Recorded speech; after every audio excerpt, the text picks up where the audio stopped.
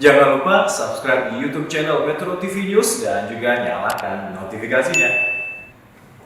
Anda kembali bersama kami pemirsa di Selamat Pagi Indonesia. Kembali kita lanjutkan informasi ini terkait dengan tahun baru 2022. Apa rencana Anda untuk berinvestasi? Nah, jika Anda membidik mata uang kripto pada 2021 kemarin, Chain Analysis mencatat adanya kenaikan penipuan berbasis investasi kripto sebesar 81% dari tahun sebelumnya. Masyarakat pun diminta lebih cermat dalam berinvestasi. Kita lihat informasinya. Mendulang tren yang terjadi pada tahun-tahun sebelumnya, investasi mata uang kripto diprediksi masih diminati masyarakat pada 2022 ini. Meski tinggi risiko, kepopuleran investasi kripto akan banyak menyita perhatian generasi muda untuk berinvestasi. Namanya anak muda ya Mas ya, pasti pengen yang nyoba-nyoba lah, penasaran, apalagi yang investasinya bisa 100%. Itu kan mainnya kayak apa ya, high risk high return. Kita bisa nombok uang berapa bisa 2 kali lipatnya gitu loh. Apa ya, cuma ya kayak tahu apa ya, tahu kripto aja gitu, nggak tahu gimana-gimananya. Kan soalnya teman banyak yang main, cuma aku sendiri nggak tertarik tentang kripto gitu. Taunya dari teman-teman yang main itu, sama dari kalau kita lihat video apa gitu kan sering tuh keluar di iklan. Nah, taunya dari situ. Saat ini menjamurnya investasi kripto membuat modus penipuan investasi ini pun kian beragam. Laporan Chain Analysis menyebut bahwa penipuan di dunia cryptocurrency menghasilkan lebih dari 7,7 miliar dolar Amerika Serikat atau sekitar lebih dari 110 triliun rupiah pada 2021 kemarin. Secara total, penipuan berbasis kripto pun naik 81% dibanding 2020 lalu. Umumnya penipuan berbasis kripto bercirikan perusahaan tidak terdaftar di Badan Pengawasan Perdagangan Berjangka Komoditi atau Bapeti. Di Indonesia, investasi kripto terus dilirik sejumlah investor. Pada Juni 2021, data menunjukkan investor aset kripto di Indonesia mencapai 7,5 juta orang, melebihi jumlah investor pasar modal. Tim Liputan, Metro TV. Ya, berbicara mengenai investasi kripto, kami akan ajak Anda untuk melihat bagaimana sebetulnya respon warganet terkait dengan tren investasi kripto yang tengah naik daun di Indonesia.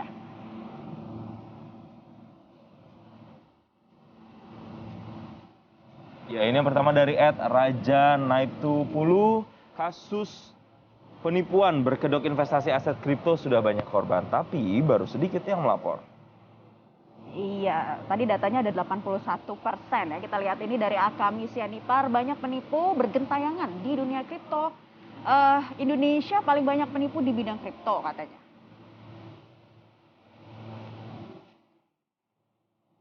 Dan berikutnya dari Dani, korban penipuan di industri kripto saat ini masih sedikit. Prediksi saya persentasenya akan semakin tinggi.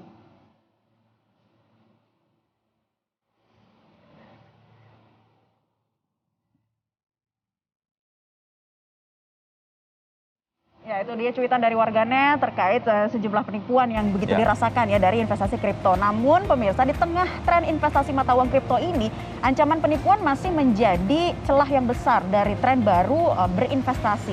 Lalu apa saja yang perlu diperhatikan bagi para investor baru khususnya agar terhindar dari jerat penipuan hingga kerugian akibat berinvestasi ini? Nah, kita akan berbincang langsung dengan perencana keuangan Aidil Akbar yang sudah tersambung bersama kami melalui sambungan virtual.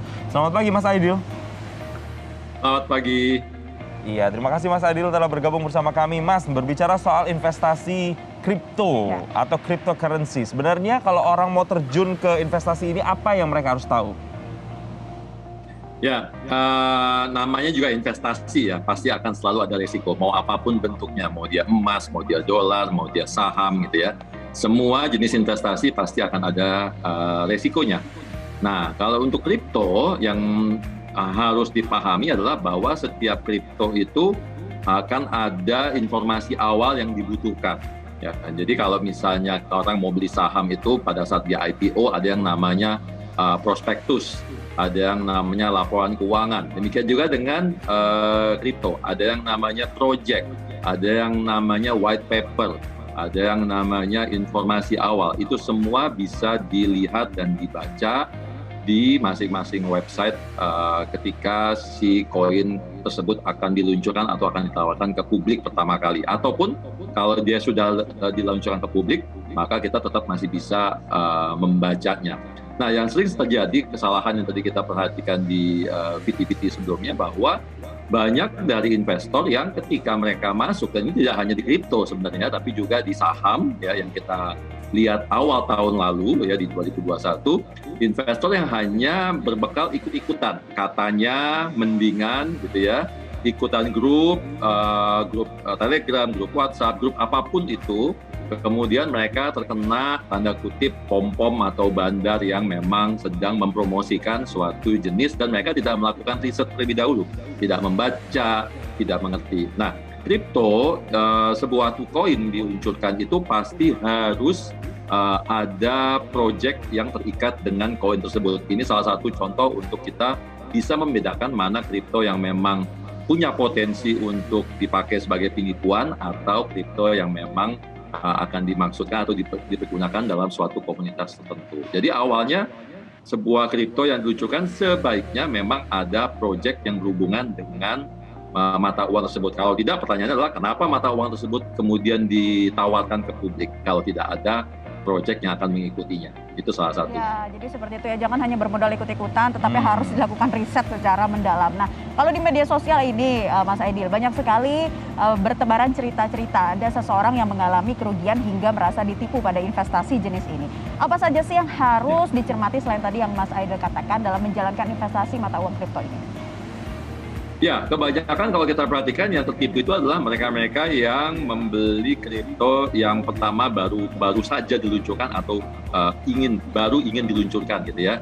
Jadi nilai spekulasinya sangat tinggi, otomatis kalau memang benar itu kripto akan ada projectnya, maka akan naik tinggi. Tapi kalau memang ternyata bohongan, maka uangnya akan dibawa lari, dan itu sangat-sangat mungkin saja terjadi. Nah, makanya kenapa cek lagi tadi underlying transaksi kripto tersebut kenapa diluncurkan. Kedua, sekarang ini kan sudah banyak sekali kripto yang memang kalau contohnya saham ya, kita sebutkan sebagai saham-saham big cap atau saham-saham blue chips. Nah, demikian juga dengan kripto. Jadi untuk para pemula, sebaiknya kalau memang ingin mencoba, masuklah kepada kripto-kripto yang secara kapitalisasi pasarnya cukup besar.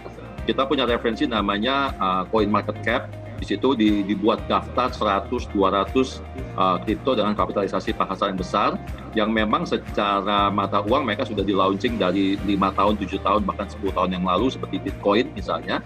Dan itu masuk ke kategori kripto-kripto yang nilainya jauh lebih stabil dan terpercaya karena memang sudah tahun proyeknya, dibandingkan kripto-kripto yang memang baru mau akan diluncurkan atau umurnya masih seumur jagung. Nah, biasanya ya, yang tertipu itu adalah mereka-mereka yang masuk ke kripto-kripto yang memang baru mau diluncurkan atau baru seumur jagung, yang nilainya kecil ya, hanya 0,00 sekian fraction, dengan harapan kalau itu naik, nolnya hilang 1 atau nolnya hilang 2, mereka bisa dapatkan cuan sampai dengan 100%, bahkan 1000%. Nah, proyek-proyek seperti ini yang memang sangat berpotensi untuk terjadinya penipuan, dan tidak hanya di investasi manapun. Kalau belum ada, itu sama aja seperti kita mau tawarkan proyek gitu ya, ayo investasi ke perkebunan misalnya gitu ya, tapi kebunnya belum ada gitu ya, lahannya belum dibeli gitu ya, itu hanya baru menjual berdasarkan presentasi aja. Nah, kurang lebih seperti itu.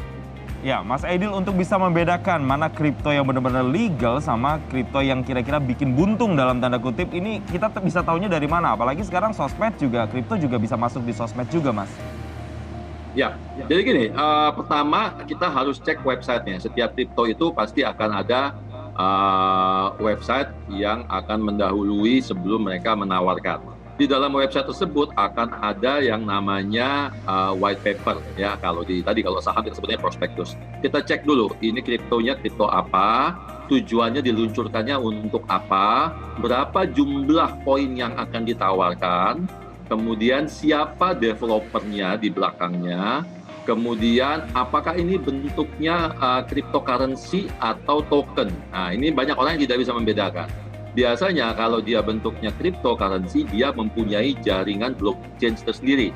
Tapi kalau dia bentuknya token, dia akan numpang di atas jaringan yang sudah ada. Kebanyakan penipuan terjadi itu bentuknya token, ya. So jadi pelajari dulu nih, ngerti dulu apa bedanya token sama koin, gitu ya. Kemudian tadi udah dikatakan developernya siapa, kemudian kalau memang mereka akan diluncurkan siapa sponsornya, karena seperti juga perusahaan startup yang ramai di Indonesia sekarang, itu banyak kripto yang memang mereka mendapatkan pendanaan awal atau seed funding baik dari investor individu maupun perusahaan-perusahaan.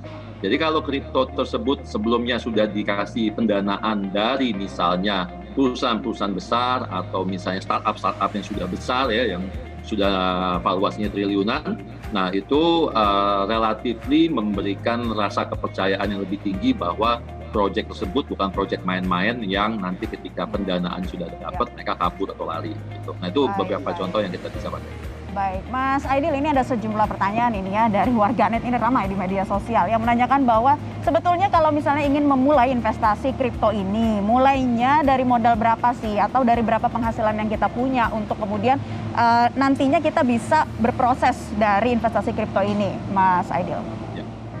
Oke, jadi saya harus memberikan warning dulu ya bahwa investasi kripto ini adalah investasi yang resikonya sangat tinggi, bahkan lebih tinggi daripada saham. Jadi kalau seseorang belum pernah bermain saham sama sekali atau belum pernah berinvestasi di saham, saya tidak menyarankan untuk masuk ke kripto. Itu dulu nomor satu ya. Karena kenapa? Kalau di saham sudah jelas regulatornya, ada safety-nya, ada perlindungan terhadap konsumennya. Kalau sahamnya turun terlalu jauh, ada yang namanya auto reject bawah. Sementara di kripto tidak ada. Dia bisa turun 50% bahkan 100% dalam hitungan detik. Jadi kalau kita mau masuk kripto, memang harus paham dulu resikonya. Jadi profil resikonya harus paham. Kedua, gunakan uang dingin.